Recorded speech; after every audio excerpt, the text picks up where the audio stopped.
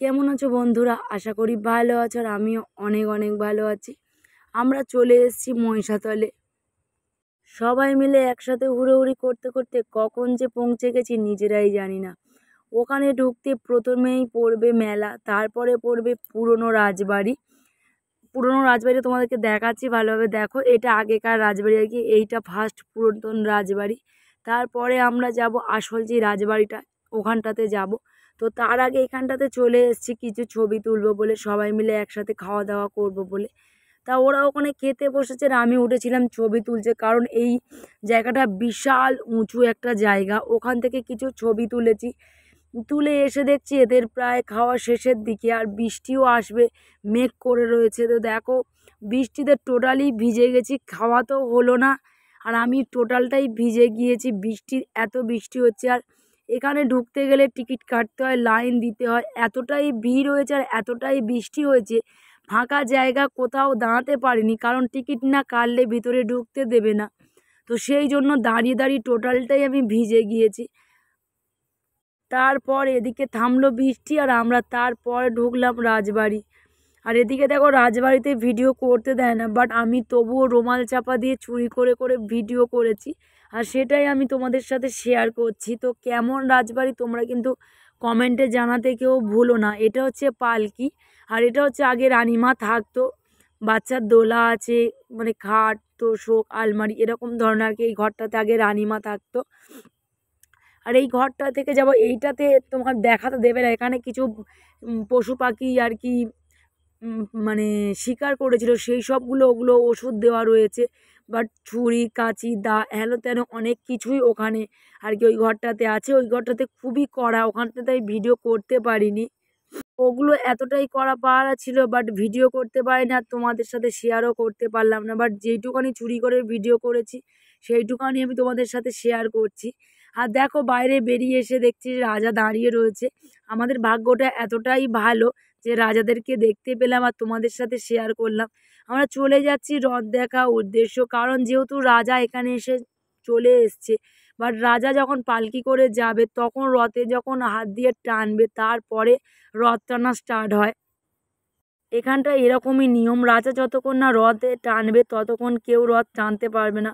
But আমরা ওখান থেকে ঘুরে চলে এসেছি রথের কাছে, কারণ এতটাই ভিড় হয় পরে আর দাঁড়াতে পারবো না, আর রথ তো দেখতে পাবো না, আর রথের দড়িও পর্যন্ত টানতে পারবো না, কারণ দূর থেকে দেখাটাই দেখতে হবে আর কি, কাছে আসা যাবে না, এতটাই ভিড় হয়। আর সবচেয়ে বড় বিখ্যাত রথ হচ্ছে মহিষাদলের রথ। বিশাল বড় হয় আর এত ভিড় হয় দাঁড়ানোর বাইরে। বাচ্চা কাচ্চা নিয়ে গেলে তো চাপাচাপি হয়, তবুও আমরা রিস্ক নিয়ে গিয়েছি। আমরা আগের বছরও গিয়েছিলাম, বাট এবছরে যাচ্ছি। আমার তো খুব ভাল লাগে প্রত্যেক বছর রথ দেখা। তো দেখো, এই রাজারা যাচ্ছে। প্রথমে গেল আর কি, আসল রাজা তো মারা গিয়েছে, তারপরে আর কি যে রাজাটা আর কি উনি বেঁচে রয়েছে, উনি আসবে পালকি করে, আর ওনার ছেলে আগে বেরিয়ে গেল। আর যে আগে বেরিয়ে গেল তার ছেলে আর কি এই পিছনে আসছে, তারপরে আর কি রাজা আসবে। উনি গিয়ে যতক্ষণ না রথের দড়িতে হাত দেবে ততক্ষণ, দেখো যাচ্ছে রাজা, ততক্ষণ রথ টানা হবে না। আমরা অনেকটাই ভাগ্য ভালো যে আমরা রাজাদেরকে দেখতে পেয়েছি, কারণ আমরা ওই সাইডটা থেকে ঘুরে এসে বলি রাজাদেরকে দেখে তারপরে রথের কাছে যাব। রথ টেনে চলে এসেছি, এসে একটু ফুচকা খেলাম। আর ফুচকা খেয়েও আমার হয়নি, এতটাই জল পিপাসা পেয়েছে, তো তার জন্য একটু আইসক্রিম খেয়ে নিচ্ছিলাম। আর এদিকে দেখো, আমরা রথ টেনে কমপ্লিট করে সব মেলাঘাট ঘুরে কিছু কেনাকাটা করে চলে এসেছি লঞ্চ ঘাটে। আর এসে দেখছি সব্বার শেষে লাস্ট আর কি লঞ্চ, যেটা 6:30 সেটা। আমরা আগেও এসেছি, বাট লঞ্চটা পাইনি, বেরিয়ে গিয়েছে। ওই জন্য এখান থেকে কুকুরহাটি থেকে আমাদের ড্যামটার বা যেই লঞ্চ মানে ভ্যাসাল দিয়েছে, এই ভ্যাসালটাই লাস্ট আর কি। আর একটু যদি আমরা দেরি করতাম বা এই ভ্যাসালটা পেতাম না, আমাদের ওখানে হয়তো রাতটা কাটাতে হতো। কিন্তু আমরা সবাই মিলে অনেক এনজয় করেছি, অনেক মজা করেছি। একসাথে সবাই মিলে কোথাও গেলে এত এনজয় হয় কি বলবো। তো তার জন্য আমরা সবাই মিলে গিয়েছিলাম, তো তোমাদের সাথেও শেয়ার করলাম। তা কেমন হয়েছে তোমরা অবশ্যই কমেন্টে জানিও। ওখানকার রথটা তো তোমাদের সাথে শেয়ার করলাম, ভালো লাগলেও কমেন্ট করো আর খারাপ লাগলেও কমেন্ট করো। আর আস্তে আস্তে যেটা মানে লঞ্চটা জাহাজটা আর কি দাঁড়িয়ে রয়েছে মাঝ নদীতে, ওয়েদারটা এত ব্যাপক মানে সন্ধ্যা সন্ধ্যা হয়ে আসছে, সেই সময় জাহাজটা ওখানটাতে দাঁড়িয়ে রয়েছে, সেটাও তোমাদের সাথে শেয়ার করলাম।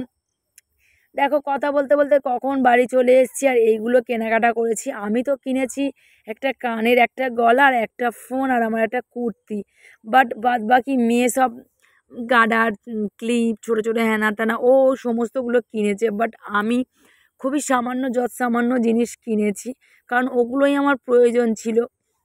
বেকার প্রয়োজনের বাইরে আর কিছু কিনিনি, কিন্তু আমার মেয়ে প্রয়োজন ছাড়াই সব কিনেছে। বাড়িতে আছে অনেক কিছু, বাট থাকা সত্ত্বেও ও একদম কিনে একদম সব